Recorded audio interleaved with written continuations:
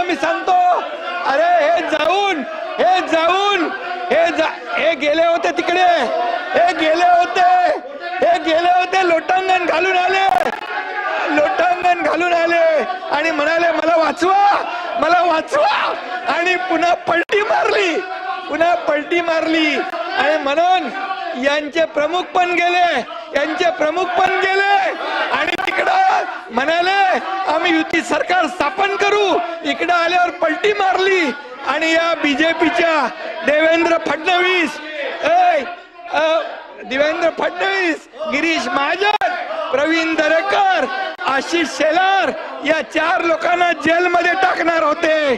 जेलमध्ये टाकून महाविकास आघाडी सरकारमध्ये भारतीय जनता पक्षाचे आमदार घेणार होते.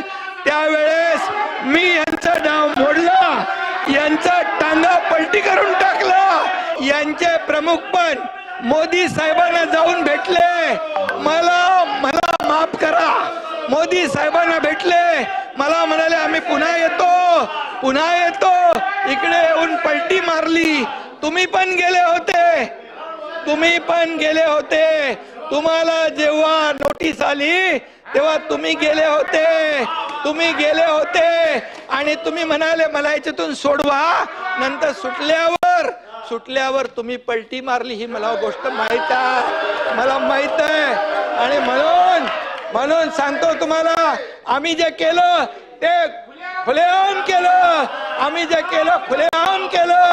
आम्ही लपून छपून गेलो नाही. मला बोलायला लावू नका. मी बोलत नाही.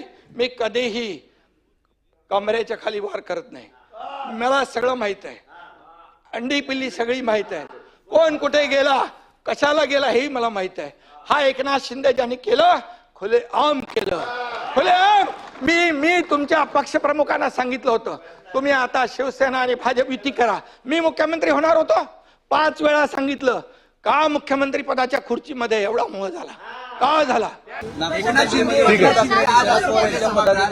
त्यांना उद्देशून असं बोलले की तुम्ही आणि अनिल परब हे नरेंद्र मोदी यांना भेटायला गेला होतात आणि माफी हो, तेव्हा एकनाथ शिंदे हे मोदींच्या कचरा डस्टबिन मध्ये होते, आम्हाला कळलंच नाही. त्याला धन्यवाद. जय महाराष्ट्र.